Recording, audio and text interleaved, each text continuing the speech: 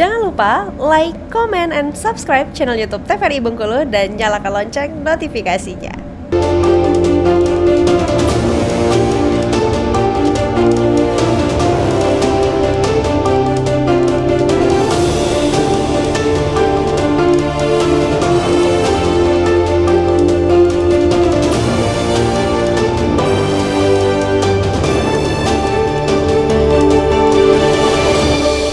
Assalamualaikum warahmatullahi wabarakatuh. Halo pemirsa TVRI Bengkulu, apa kabar Anda? Semoga selalu dalam keadaan sehat dan tentunya masih semangat dalam menjalankan aktivitas hingga saat ini. Pemirsa TVRI Bengkulu, senang sekali saya Afriko Zuhri tentunya kembali menjumpai Anda dalam program Berendo TVRI Bengkulu. Dan seperti biasa kali ini kita akan membahas tema menarik terkait dengan Pilkada Serentak. Tema kita kali ini membahas terkait dengan bagaimana pelantikan kepala daerah terpilih akan datang. Dan tentunya juga sudah hadir narasumber kita tentunya di Sudut TVRI Bengkulu. Kali ini sudah bersama dengan Bu Gus Hefinalti selaku akademisi dari Universitas Bengkulu. Assalamualaikum. Waalaikumsalam. Gimana kabarnya, sehat? Baik, alhamdulillah. Semoga selalu sehat, selalu sehat. Amin, selalu sehat ya. Ini di awal tahun 2025 ya, harus betul. sehat terus tentunya. Dan pemirsa TVRI Bengkulu kali ini juga sudah hadir di studio TVRI Bengkulu bersama kami. Sudah ada Pak Fahamsyah selaku Ketua Bawaslu Provinsi Bengkulu. Assalamualaikum. Waalaikumsalam warahmatullahi wabarakatuh. Gimana kabarnya, sehat? Alhamdulillah sehat selalu. Alhamdulillah sehat selalu ya. Ini kayaknya di awal tahun, ini kita berjumpa kembali, kemarin berjumpanya di akhir tahun ya Pak. Sekarang ketemu lagi di awal tahun. Terima kasih banyak Bapak dan juga Ibu sudah hadir di Sudut TVRI Bengkulu. Dan pemirsa TVRI, kali ini kita membahas tema terkait dengan bagaimana pelantikan kepala daerah di Provinsi Bengkulu yang nantinya akan dilaksanakan. Dan pastinya masyarakat Indonesia, terkhusus masyarakat Bengkulu, telah melaksanakan pemilihan kepala daerah ataupun pilkada serentak tahun 2024 pada 27 November kemarin. Dan pastinya proses penghitungan dan rekapitulasi suara ini juga telah rampung dilaksanakan. Lantas, kapan jadwal pelantikan akan dilaksanakan ini yang menjadi tungguan oleh masyarakat ataupun masyarakat Bengkulu khususnya saat ini. Baik, kalau kita bicara terkait dengan proses pelantikan kepala daerah serentak, ini kan kalau melihat dari beberapa informasi, ini dari MK juga sudah mengeluarkan putusan bahwa memang belum selesai gitu ya untuk MK yang sudah ataupun beberapa daerah yang sudah mengajukan terkait dengan beberapa kendala dan lain sebagainya. Nah, kira-kira untuk pelantikan pilkada serentak di tahun 2024 ini nanti seperti apa? Mungkin kalau dari Bu Gosevi sendiri bagaimana nih Bu? Ya, tentu pelantikan kepala daerah serentak itu merupakan bentuk dari puncak legitimasi ya, sebuah proses demokrasi, mulai dari penetapan calon, kemudian kampanye, kemudian pemungutan suara, sampai penetapan dan nanti akan ada pelantikan. Nah, kalau kita melihat pelantikan kepala daerah, karena ini adalah pemilu serentak pertama di Indonesia tanggal 27 November 2024 yang lalu, tentu dalam pelaksanaan pelantikan ini berbeda-beda ya. Artinya berbeda-beda tuh walaupun ini masuk ke dalam demokrasi lokal, tetapi tentu legitimasi itu juga dari pemerintah ya.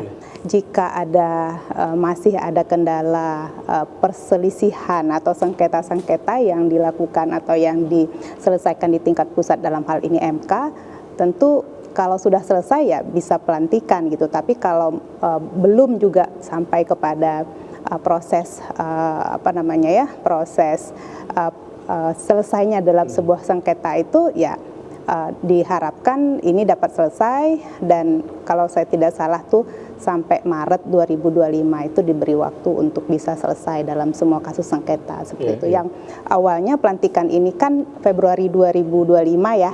Nah, jadi kalau ada sengketa Maret 2025 adalah waktu yang ditargetkan untuk bisa diselesaikan begitu. Ya, artinya kalau kita mengacu pada Perpres nomor 80 tahun 2024 memang proses pelantikan ini kan akan dilaksanakan sebetulnya pada Februari 2025 ini. Ya. Dan kalau melihat dari proses sengketa yang masih terjadi saat ini dan dari MK sendiri kurang lebih ini akan dilaksanakan sekitar Maret 2025. Ya. Nah, kalau dari Bawaslu sendiri sebagai penyelenggara gitu ya, melihat untuk pelantikan pilkada serentak di tahun 2025 ini seperti apa nih Pak Fahamsyah? Ya, terima kasih atas waktu yang diberikan. Selamat sore bagi seluruh pemirsa TVRI di Bengkulu, di Provinsi Bengkulu.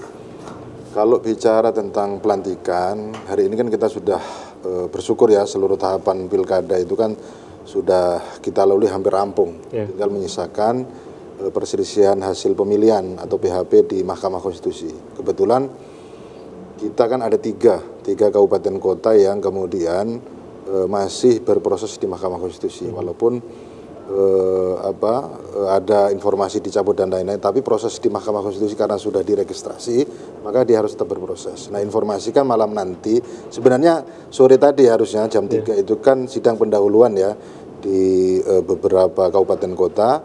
Kemudian Bengkulu Selatan itu dijadwalkan di tanggal hari Jumat tanggal 10 ya.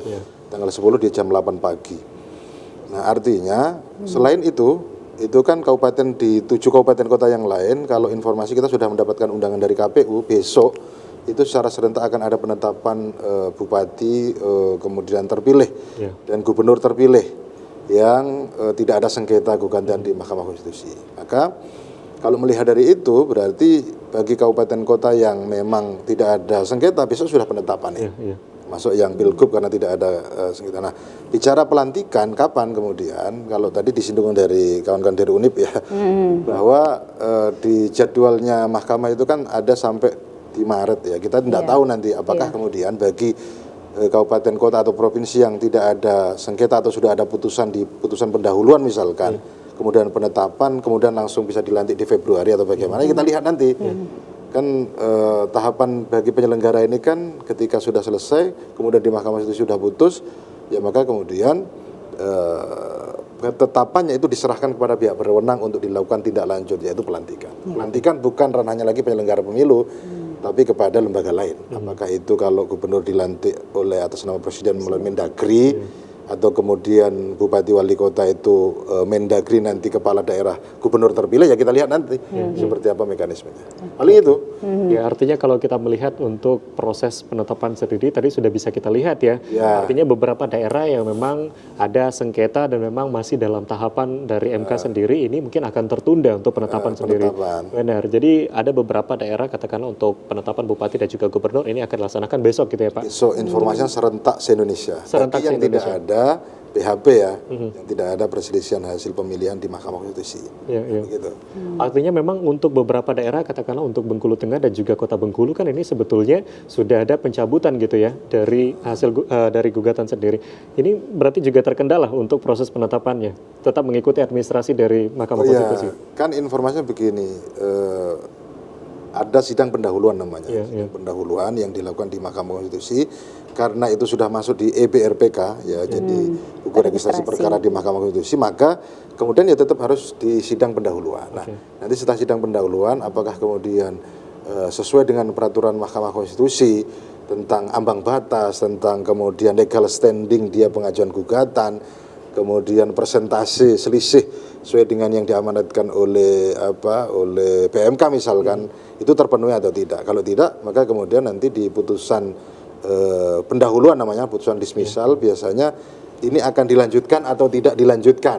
Nah, begitu. Bagi yang tidak terpenuhi, maka kemudian di putusan dismisal sudah selesai dia di situ, maka kemudian ada putusannya bahwa ini gugatan ini tidak dilanjutkan misalkan. Maka kemudian bisa ditetapkan dan kemudian bisa dilanjutkan pada proses berikutnya. Nah, bagi yang masih dalam proses memenuhi ambang batas, kemudian legal standing-nya juga ada, tenggat waktunya juga masuk sesuai dengan PMK, maka kemudian mereka masih mengikuti persidangan.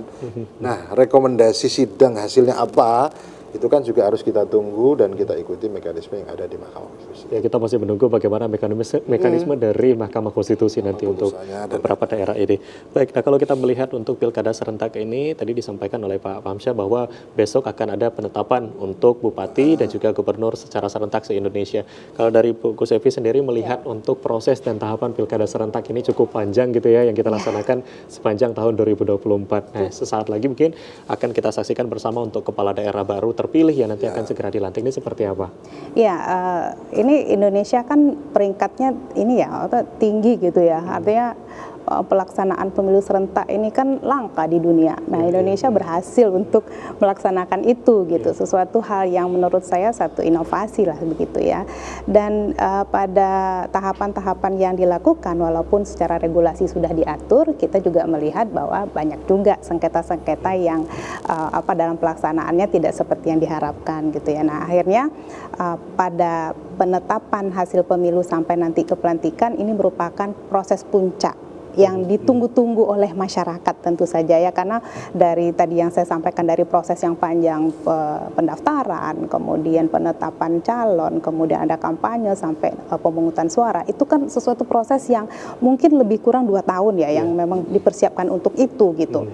Dan masyarakat ketika pelantikan itulah yang ditunggu-tunggu. Harapan masyarakat pada pemimpin yang baru ini kan luar biasa gitu. Artinya pelantikan yang akan datang ini adalah sebuah harapan baru dari masyarakat terhadap pemimpin ataupun kepala daerah itu sendiri. Kepala daerah yang terpilih.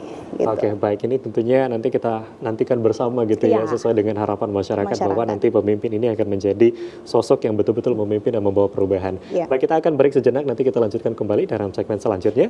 Pemirsa TVRI Bengkulu, jangan kemana-mana, kami akan kembali usai jeda pariwara berikut ini.